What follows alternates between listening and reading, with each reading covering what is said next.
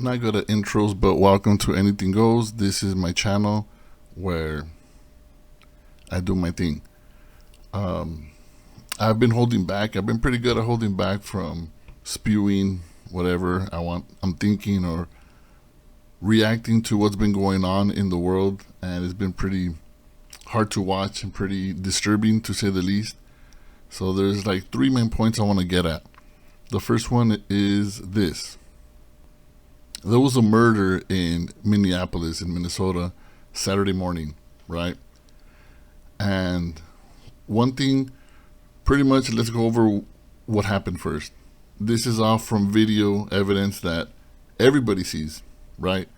So everybody can see the same thing, and everybody has a different conclusion of what happened, despite everybody seeing the same thing. So, Alex Pretti, he was filming ICE, and there's a bit earlier footage where there's two girls in the street next to the car, and this certain agent, who is the one who was out of control, he's pushing them, and another girl walks by, and he shoves her too, and he walks over to her, and this agent, who is completely nuts,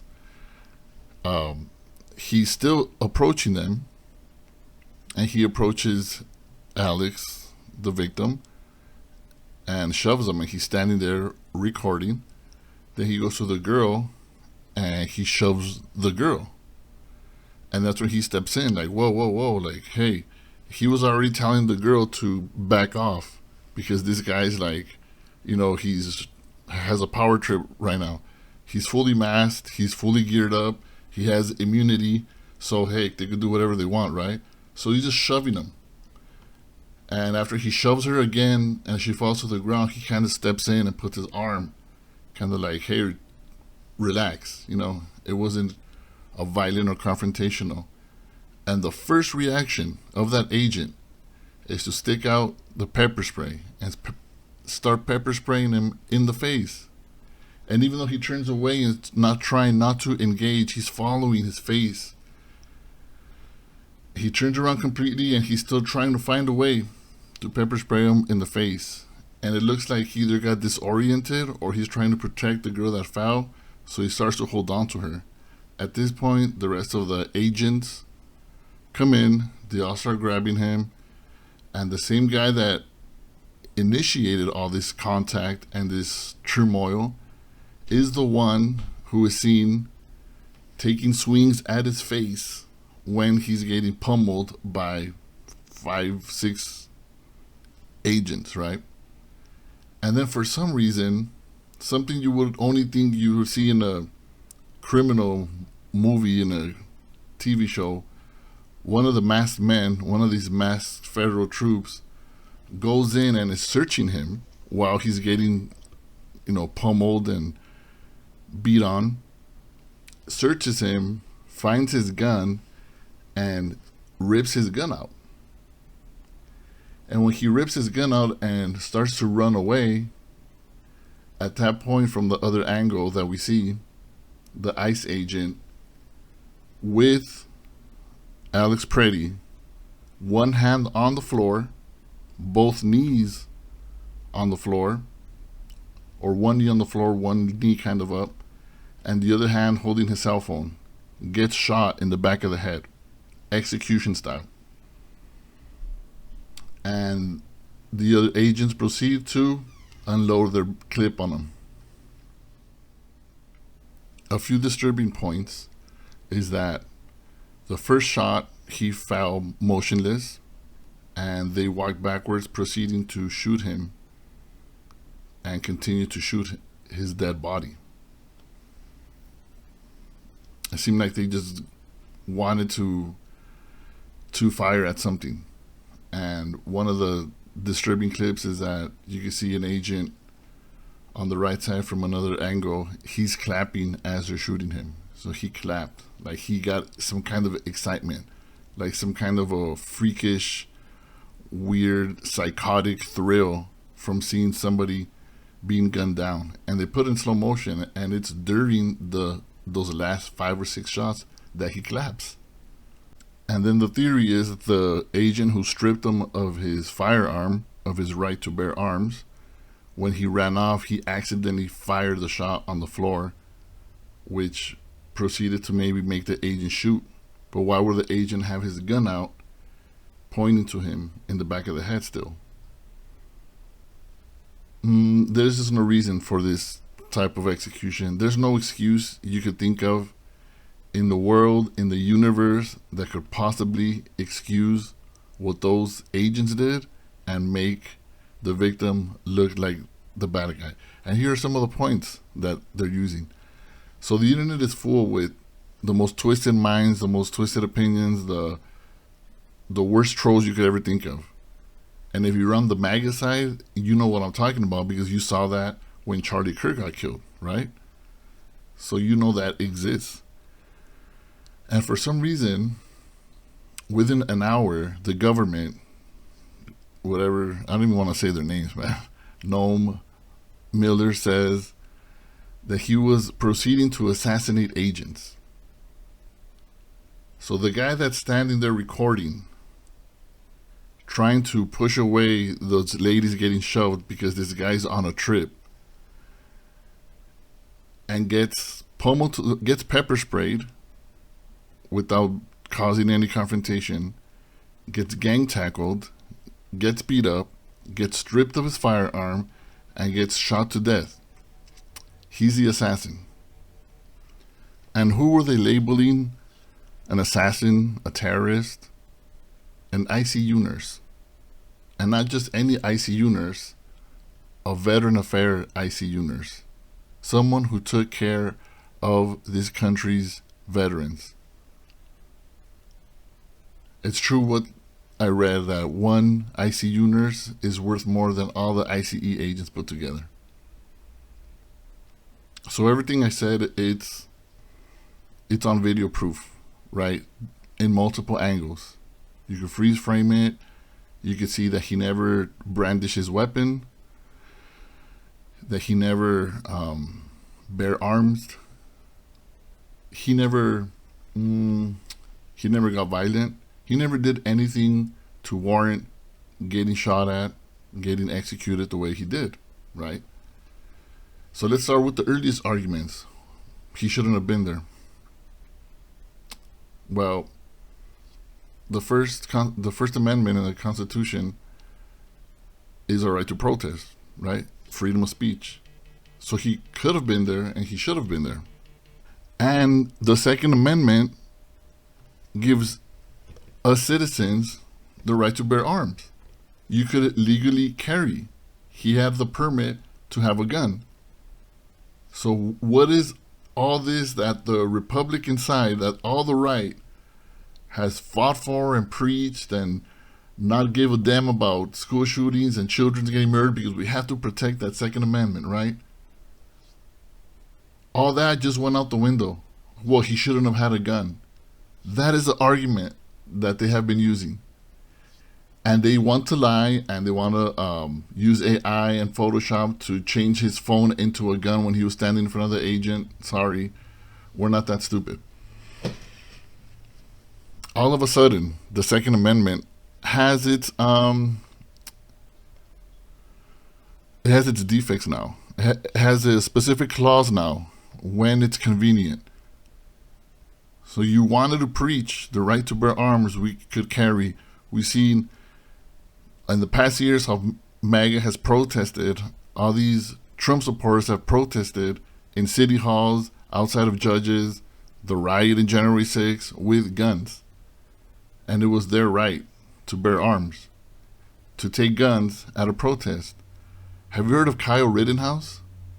Didn't he show up to a protest with a rifle, loaded, while he was underage? So he didn't have the right to even carry yet? And it was across the state lines? It wasn't even in his state? But he was a hero, right? He was found not guilty.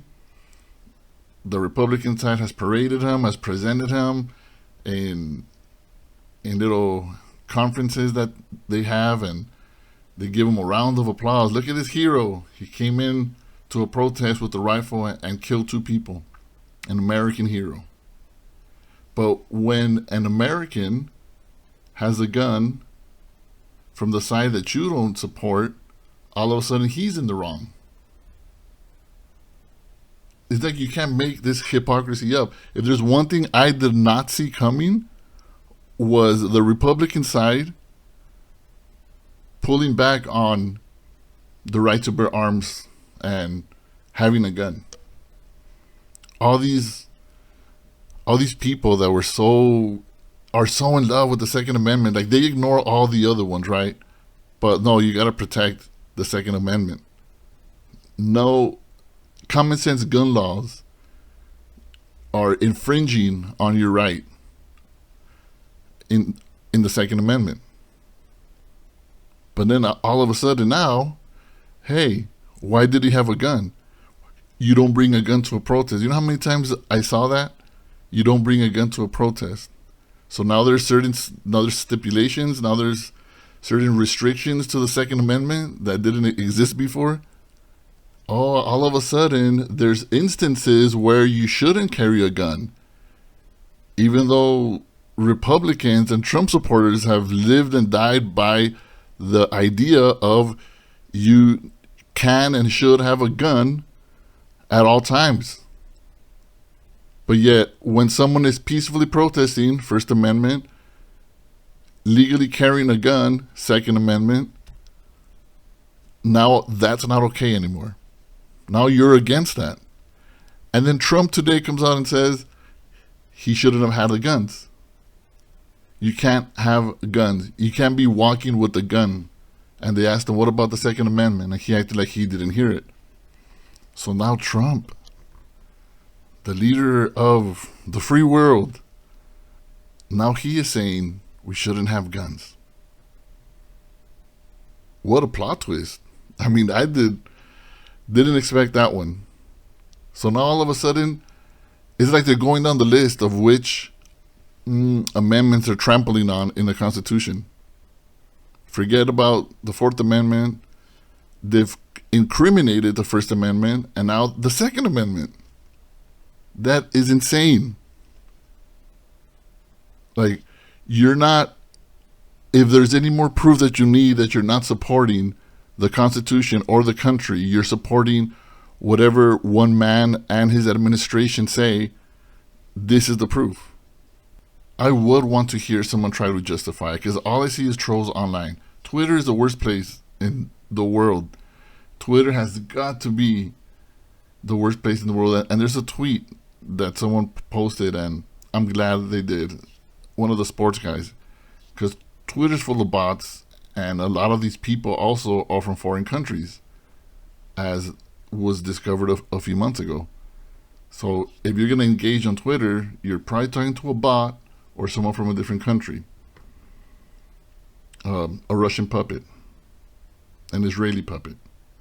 So Nick Wright, this is what he tweeted. I truly implore folks not argue with people, quote unquote, on this app about important events. You're going to drown in a sea of bots, paid foreign accounts cosplaying as Americans, and truly the worst of our citizenry. Talk to real human beings in real life. You'll feel better. The worst of our citizens is where Twitter, X. If you go there, all you see is people making memes, AI videos, mocking them getting killed, mocking Renee Good, saying, I don't feel bad that he died, or did Megan Kelly come out and say that? All these Christians, all these guys, all these ministers to all these small churches, all these Baptist churches, these white dudes saying they don't feel bad, he had it coming, he shouldn't have been there, he brought it onto himself. Isn't that what J.D. Vance said? It was his own doing. So you're justifying an American that exercised his constitutional right and getting murdered for it. You're not siding with the American citizen that practiced and exercised his constitutional right. You're siding with the murderers. Social media will make your head spin. You wouldn't believe how many people, I mean, a lot of them are bots, I get that, but how many people are out there saying that he tried to reach for his weapon in a certain freeze frame, like just doing anything to justify what we all saw. And we all see the same thing. There is no other way to spin it.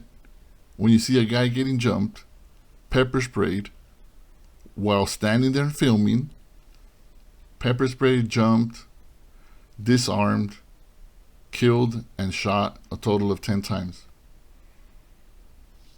What justifies that? When he never threatened an ICE agent, he never acted violent or confrontational, and they waste no time in labeling him as a domestic terrorist. Now they throw that word around like it's like, oh, you know what? That's a domestic terrorist. And that's what this administration is doing. This is the craziness that has swept through people. These people existed years ago. And all the people that I know that voted for Trump last election, they had no idea they were aligning themselves with this cult-like mentality where everything he says and does is the right thing. Even though it's anti-Republican, anti-constitutional, and un-American. But they're going to side with it because that's what he says. That's their identity. They hate the same people. They feel the same way about immigrants. So that hate is overpowering whatever love they have for their country. I think people now are just understanding the craziness that exists right now in this country. Because I'm seeing a lot of people post now political stuff that I've never seen them post anything political. But, you know, is it really politics or is it more humanity? You know, is it being like normal? Is it being a normal person? Is it being a good person? Is it being a good citizen or a good Christian? It's not being political. But they've perfectly manipulated all the supporters to look at all protesters as agitators, as criminals, as they're being paid. So they move quickly. This is all dictatorships do. They move quickly to categorize any dissent, anyone that opposes what they say and their view, as criminals, as agitators, as terrorists, as lunatics, as radicals. So anything they don't like, even their own people, they'll push their own people out. It doesn't matter how loyal you are to Trump. The moment you don't side with them on any single issue, you're categorized. That's it. You got corrupted. You're a radicalized liberal. They have criminalized the First Amendment. And now they're criminalizing the Second Amendment by excusing the murder of Alex in Minneapolis. I don't know what Republicans stand for. I don't know what is their cause or their purpose. Everyone you talk to, it's a different reason. They all think about immigration. Oh, but our country was being taken over. Or they are the criminals. Or whatever it is, they're just siding with him because that's who they are. That's their person. That's their, I mean, who would ever have gear or a flag with another dude's name? Have it all over your truck. You know, he's selling what? Watches, shoes, Bibles. To say MAGA lost the plot a long time ago is an understatement. The government they're itching for an ICE agent to get killed. That's what they want. That's what they're teasing. They're using them as pawns because that's finally they will get their excuse to invoke the Insurrection Act and cancel the midterms because they're going to lose big in these coming midterms later this year. No one voted for this. And the ones who say that they voted for this, they just don't want to admit that they got played. Because they were outraged at the billions we sent to Ukraine, and all of a sudden they're okay with it. They're okay, and even worse, now more to Israel, Argentina.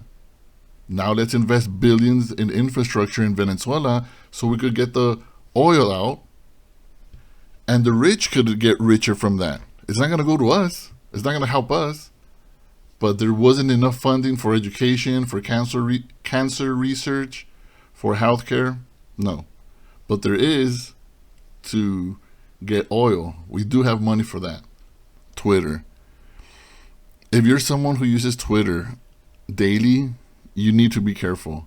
If you use Twitter for your news and politics, chances are you've gone too far right to a point where you don't know what you're supposed to think or feel. And you base your emotions and your reactions off Twitter. And I say that because I know people that do that. Some people that are close to me, that when you argue with them in person, when you exchange points, it's a normal conversation. And they have nothing to say, nothing to rebuttal on the things that you tell them sometimes. But then they get on Twitter. They get on Twitter and they read the people that they follow, the influencers, the podcasters, the corrupted government, Noam, Vance, Bondi, Patel. And they come up with these crazy things to excuse what they've just done wrong, like the murder. And then they come back, well, you know what? Then he shouldn't have had a gun. Well, why was he there? Why did he confront? And they start coming up with things. Like if any of that excuses getting murdered in cold blood. Why did she drive away? Why did Renee go drive away? The agent knew she drove past him, right? Because he blasted her in the face in point blank range as she passed by him. There was no threat to getting ran over when a car's passing in front of you, away from you. And the third shot, the last shot, was the one that killed her in the temple. But anyway, Twitter, it's hard to describe what I'm trying to say that Twitter is. Elon Musk owns Twitter. The moment you get on Twitter or open up an account, the automatic tweets that you're going to see are all right-wing propaganda. You don't have to follow them. It's an automatic thing. And I know because I created another account, and that's all I would see. You're going to see J.D. Vance's tweets. You're going to see Stephen Miller's tweets, the White House. You're going to see all these things that make you think that this is the actual news. This is how people actually think. I know the worst minds and the worst reactions and the worst propaganda is on Twitter, is on X. That's why Trump and Musk were ranked the top two in spreading the most misinformation in social media. Think about that. AI is saying that because AI evaluated what they say versus fact. So they're giving you another reality that doesn't exist. They're giving you a reality that justifies you supporting something so outrageous and inhumane. So the moment you feel maybe they're overdoing it, then you go on Twitter and you see, oh, well, everyone else is okay with this. Everyone from your world is okay with it. So maybe it's not so bad. So please be warned about basing your personality, your opinions, your ideas off Twitter. I'm not saying don't use Twitter because I use it for certain things. If I know there's sports going on, I go to the trending section. I look for what they're talking about that certain game, and I'll look at the tweets that has to do with that game. Now they own, Trump's people. They own TikTok now. They own Meta. So they're censoring and filtering all the information, just like communist China. Whatever the government wants you to know and wants you to not know, that's what you're going to see, because it's not the free country that it once was. So it feels like the end of MAGA is coming soon. And if that scares you because you're a right-winger, that doesn't mean the Democrats or liberals or anything that you hate isn't a excel. It just means that the worst people in this country are going to start shrinking. They have to start coming back down to earth, start coming back to reality like the rest of us, right? At this point, anybody who says that Renee or especially Alex Pretti was in the wrong or deserved this, I don't have any respect for them. I don't even want to talk to them. I don't want to hear their twisted mentality, their self-righteous explanations. But I think I know some people that probably do feel that way. I would like to know maybe what is it that they saw in the videos that they could possibly justify this murder. Because that's all that it is. That's all that they're doing, justifying someone getting executed in the street. And you look at the guy that initiated it, the same guy who pepper sprayed and was shoving the girls, that shoved those two girls. Why was he doing that? It's like you gave this degenerate dude that never had, maybe wasn't loved, didn't get enough hugs growing up, has a personal vendetta against Minnesota, against Somalis, whatever his thing is.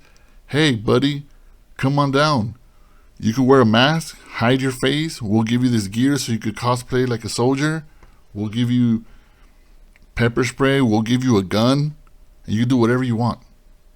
If they come up to you, if they tell you something, feel free to use excessive force. Feel free to pepper spray anybody in the face. Oh, there's a kid next to her? Who cares? There's a whole family, a car full of kids. Pepper spray them.